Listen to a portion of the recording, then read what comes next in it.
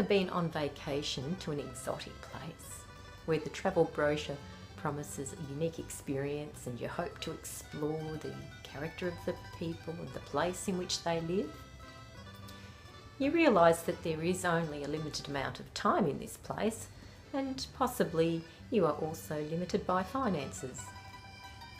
As you prepare for this unique experience, your mindset is one of adventure, of placing yourself in a situation with the intention of engaging with the experiences that unfold, and being prepared to collect some snapshots and mementos along the way. This scenario embodies the key elements of case study research. The case study is a form of qualitative research that facilitates the exploration of phenomenon within its context, and it uses a variety of data sources. My name is Martina Golding, and together with my colleague Chaya Moskovich, we will unpack the case study.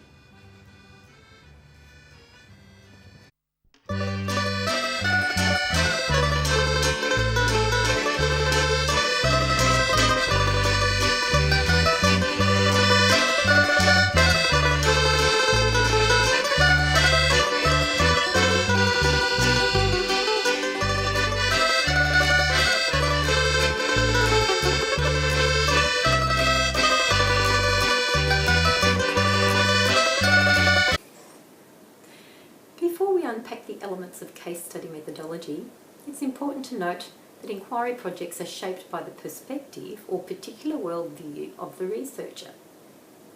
This view or lens through which they perceive the nature of knowledge and its construction is referred to as epistemology, and it influences every stage of an inquiry process.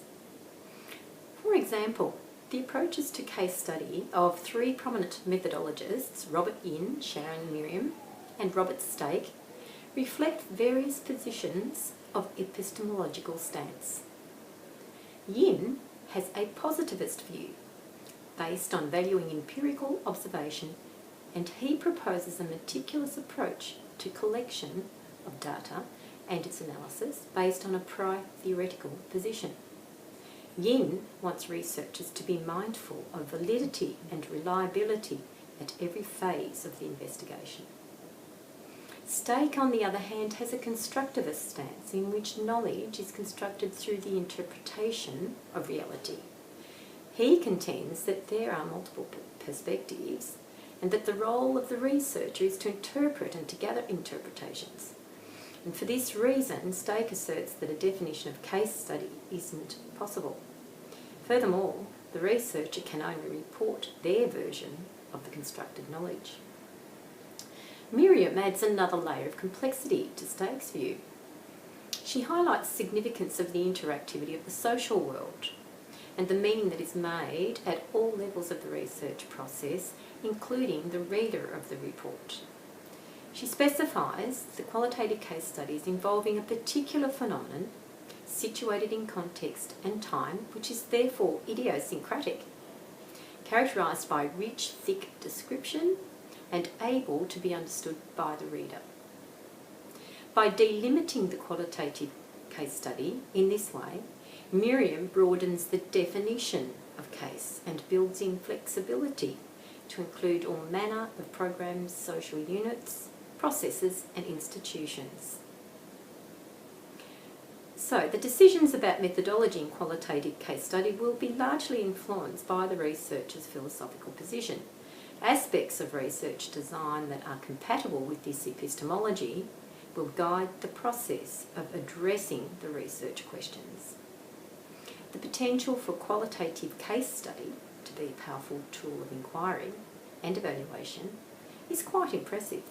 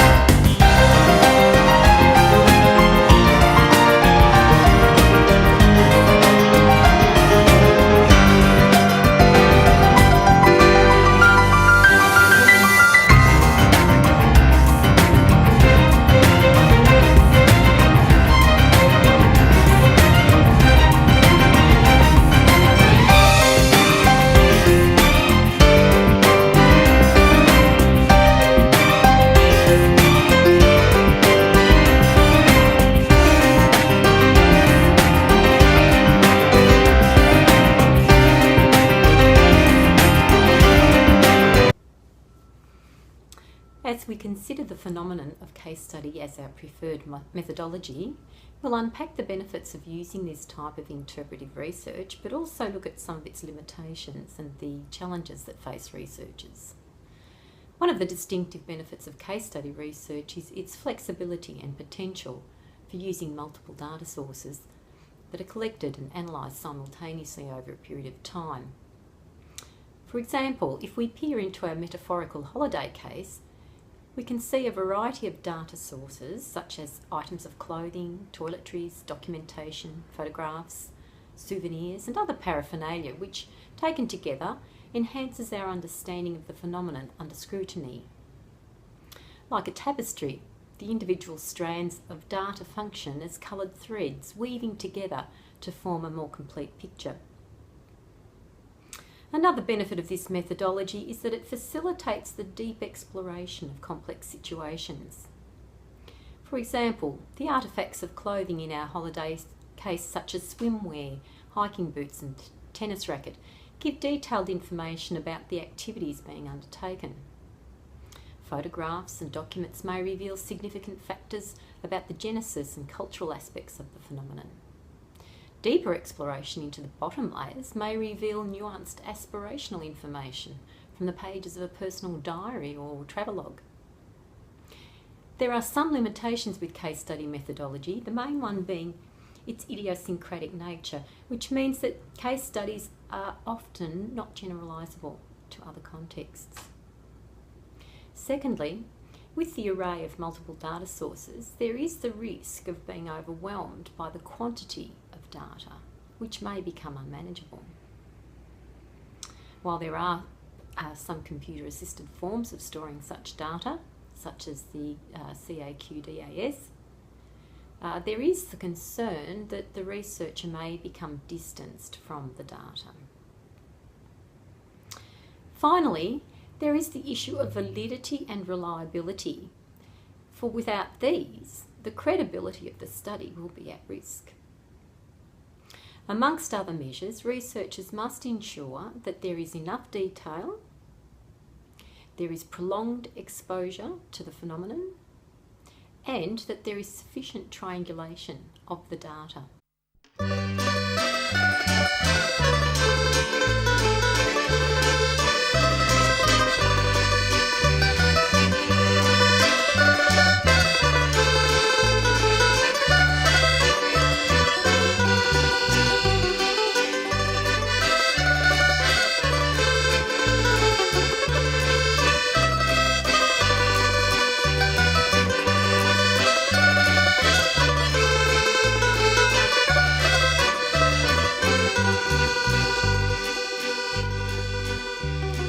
Tebi ću donijeti ja prsten od zlata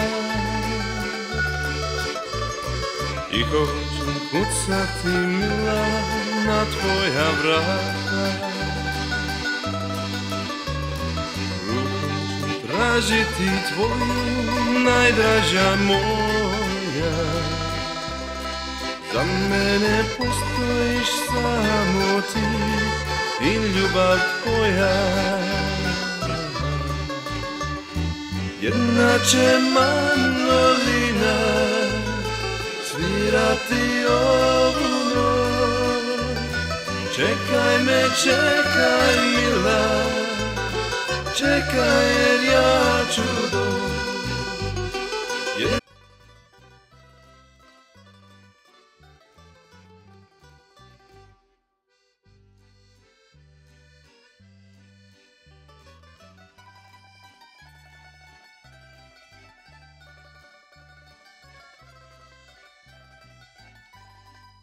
Case study research, there are a number of different types. Firstly, there's the explanatory case study, in which researchers attempt to explain cause and effect relationships in a real-life intervention. For example, analysing a new program in context and linking the implementation of the program with its effects would explain the causal links between the two. This type of case study is good for discovering theory about phenomenon. A second approach is the exploratory case study, in which a situation is explored that hasn't been clearly defined. Its purpose is to gain an understanding of the phenomenon. The results of exploratory case study may provide insight into a particular situation. Thirdly, there is the descriptive case study, in which a description of phenomenon in its real-life context is observed without changing or manipulating the environment. The purpose of descriptive case study is to gather information that demonstrates relationships in the phenomenon as it exists. A fourth example is the intrinsic case study, which is undertaken when the case itself has no purpose other than its particular interest. The uniqueness of the case and a desire to understand it better, as opposed to building theory, is the sole reason for the exploration. A fifth type is the instrumental case study, in which something else is being studied and the particular case in question will facilitate insight into the other issue and may lead to theory building. Finally, there's the category of collective or multiple case studies, in which the same phenomenon are studied in different contexts. The purpose is to examine several cases in order to understand commonalities and differences. The multiple case study is valued as being robust and reliable, but may require a considerably greater investment of time and money to undertake. As you can see, there are a number of different ways to approach the case study, all of which enable us to analyse the intricacy and uniqueness of social phenomenon.